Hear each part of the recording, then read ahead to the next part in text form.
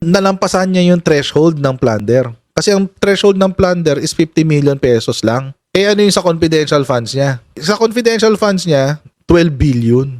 In suspension, disallowances, and charges. Sa DepEd pa lang yan. Sekretary ka ng DepEd. Or ikaw ay Office of the Vice President. Di ba? Yun ang opisina mo. Duty mo yun eh. Is accountable for public funds or property? Accountable siya sa confidential funds, di ba? Siya yung gumagastos eh. Shall appropriate the same or shall take or misappropriate or shall consent or through abandonment or negligence. Ibig sabihin, na sobrang tanga mo, nagastos mo ng mali.